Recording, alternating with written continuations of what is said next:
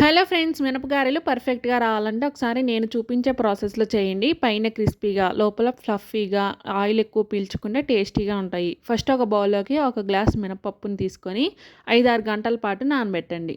5-6 hours లోపు మినపప్పు మంచిగా నానిపోతుంది. ఇప్పుడు దీన్ని 3, 4 టైమ్స్ నీట్‌గా వాష్ చేసుకొని చిన్న మిక్సీ జార్ తీసుకొని కొంచెం కొంచెంగా పప్పును వేసుకుంటూ లైట్‌గా వాటర్ పోసి మెత్తని పేస్ట్‌లా పట్టుకోవాలి.